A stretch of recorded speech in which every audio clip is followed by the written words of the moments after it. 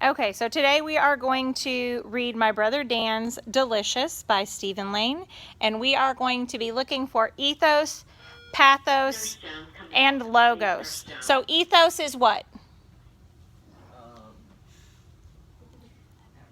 An appeal of character. So that would be that you're trustworthy, you have credentials, you have experience. What about pathos? Pathos would be? Pathos is your emotion, so it's an appeal to your heart. And what is logos? Convincing with logic. Okay. So, my brother Dan is delicious. Sometimes when you're 8.5, life throws you an unexpected curve. In my case, it happened just last night. I went to my best friend Dave's house for supper, and his mother served one of her weird casseroles. It looked to me like things were moving underneath the crust, so I didn't eat much. I left his house at 7 o'clock, walked 3 blocks to my house, and that's where all the trouble started. When I reached the front door, I found a note. Dear Joey, your father and I went across the street to have a cup of coffee with the Dixons. Dan's at the movies with a friend, but he'll be home soon. Love, Mom. Now, at first glance, the note did not appear to be a problem. In fact, I was thrilled. My mother and father were finally admitting that their youngest child, a member of the gifted and talented class at Horace E. Depworth Elementary School, was old enough to stay home alone. At second, third, and fourth glance, however, I became rather upset. I mean, what was the matter with my parents? This note was advertising to practically the entire world that an innocent youngster, not to mention the child voted most interesting show and tell speaker for 3 years running, was going to be left home, alone, and unprotected. Now, everyone knows that monsters, especially those with a taste for pan-fried boys, are waiting for just this kind of opportunity to come along. Of course, I'm too old to believe in them anymore, but if I did still believe in monsters, you can be sure I'd know just how to handle this type of situation. The first step, of course, is to get inside the house where your movements cannot be easily tracked. The second step is to identify the likely hiding places of these villainous creatures, if, in fact, they're already inside the house. The third and most important step in dealing with monsters, however, is to distract them. For example, if I felt that a monster was watching me at this very moment, thinking perhaps about a fantastic dinner featuring Joseph A. Desmarais II as the main course, I would simply alert him to the existence of my older, larger, tastier brother, Dan. There are times when sacrifice is the only way. I'd miss him, but he does have the bigger bedroom.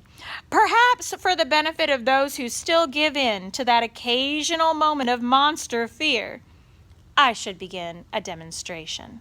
So what is he trying to convince us of? How to. We're going to look at how to convince these monsters. So we're looking for him to appeal to the monsters, okay? Are there any monsters about? If there are, I just want you to know my brother Dan is delicious. Yes, indeedy do. He is one ultra tasty guy. He's a succulent sibling, all right. Any monster looking for a tender boy to munch on would do well to stay right where you are while I share some personal insights on what makes my brother a magnificent meal choice. Well, to begin with, Dan's a big guy, sort of. Okay, well, he didn't make the wrestling team, and Lisa Jean Owen beat him up a few times. Still, he's bigger than I am. I mean, a guy like me would barely make an appetizer, whereas a monster who planned well could probably get at least 3 good meals out of Dan. Do I hear the sounds of stomachs growling coming from behind the basement door? Well, you just stay put. My brother Dan will be home soon. My brother Dan's delicious. Next, let's consider intake. Danny boy eats all the stuff that Mom tells him to. Carrots, potatoes, even broccoli. A guy like me prefers goodies from the candy counter at Mrs. Costelli's drugstore. I buy them in secret. I eat them in secret. And then I tell Mom I'm not hungry at dinner time. So any monster with dietary concerns is going to want to grab Danny. He is like a Thanksgiving turkey, already stuffed for the platter. Is something smacking its lips with eager anticipation inside that coat closet? Well, you just stay put. My brother Dan will be home soon. My brother Dan's delicious. In most of the stories that I've read, monsters have all kinds of trouble capturing the boys they want to eat. But in Danny's case, a smart monster will meet with easy success and have a good laugh before dinner. In other words, Dan's not too bright. Some boys, on the other hand, would be much more difficult to capture.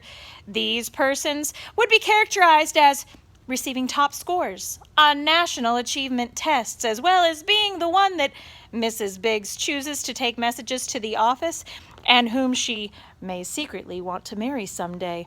So why be depressed and disappointed trying to outsmart an intellectual giant when I can simply tell Dan it's a costume party and dress him as a pot roast? Is something about to release some terribly discolored saliva from underneath the king-size bed? Well, just you stay put. My brother Dan will be home soon. My brother Dan is delicious. Finally, and most importantly, there's the issue of taste. Fortunately, I can offer personal testimony to the fact that my brother Dan is nothing less than a 13-year-old mouth-watering flavor factory. It is true that I came by this knowledge through a rather painful series of events that found Dan's hands and feet colliding with my mouth at a force just below nuclear. Still, I must confess that in each and every one of those situations, I noticed that my brother had a uniquely appetizing taste. What's the giant shadow moving outside the back porch door? Well, you just stay put. My brother Dan will be home soon. My brother Dan's delicious. Yes, my brother Dan's delicious, divine, delectable, and delightful. He's a meaty, mouth-watering meal of undeniable flavor. Yes, he is an unparalleled taste sensation. He's a virtual banquet for monsters of our day. Hey, I know when he arrives, I'll signal any waiting monsters with a secret code sentence, okay? And then he's all yours. As soon as I get him in a position, I'll yell really loud, my brother Dan's, my hero.